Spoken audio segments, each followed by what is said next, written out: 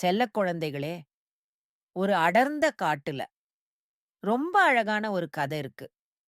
கண்ண பறிக்கும் பச்சை நிறத்துல ஒரு பாம்பு அங்கே வாழ்ந்து வந்துச்சு. அது சாதாரண பாம்பு இல்ல. அதுக்கு மரகத பாம்புன்னு பேரு. இந்த பாம்பு ரொம்பவே அமைதியானது, பாசமானது. அந்த காட்டுல இருக்கிற எல்லா விலங்குகளுக்கும், மரங்களுக்கும், செடிகளுக்கும் அதுதான் நண்பன்.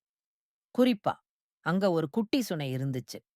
அந்த சொனை தண்ணி எப்பவுமே தெளிவா, குளிர்ச்சியா இருக்கணும்னு மரகத பாம்பு ரொம்ப ஆசைப்பட்டுச்சு. ஏன்னா, அந்த தண்ணி தான் காடு முழுக்க போயி எல்லா மரங்களுக்கும், செடிகளுக்கும் உயிர் குடுத்துச்சு. ஒரு நாள் சுனை தண்ணி கொஞ்சம் கொஞ்சமா குறைய ஆரம்பிச்சது. காடு மொத்தமும் வாடிப் போற மாதிரி ஆகிடுச்சு. மரகத பாம்புக்கு ரொம்ப கவலையா போச்சு. அப்பதான் ஒரு குட்டி மரகதப் பூ மலை உச்சிக்கு போயி ஒரு ஒளிரும் பூவ கொண்டு வரணும்னு அதுக்கு ஒரு யோசனை வந்துச்சு.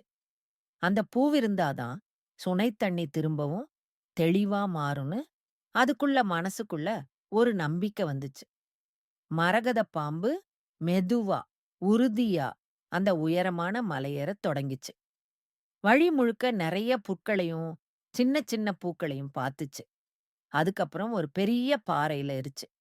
ஒரு வழியா மலை உச்சிக்கு வந்ததும், அங்கே ஒரு அழகான ஒளிரும் பூ அத பாத்துச்சு. அந்த பூ பளபளன்னு மின்னிக்கிட்டு இருந்துச்சு. மரகதப் பாம்பு அந்த பூவ ரொம்பவே பத்திரமா எடுத்துக்கிட்டு, மறுபடியும் கீழ இறங்கி வந்துச்சு. மெதுவா நடந்து சுனைய வந்து சேர்ந்தது. அந்த ஒளிரும் பூவச் சுனை தண்ணீல வச்சதும் என்னாச்சு தெரியுமா? ஜிப்னு ஒரு சத்தம். சுனை தண்ணி மறுபடியும் குபுகுபுன்னு பொங்கி வழிய ஆரம்பிச்சது. காடு மொத்தமும் பழையபடி பசுமையா, அழகா மாறிடுச்சு. எல்லா மரங்களும், செடிகளும் சிரிச்சுதுங்க.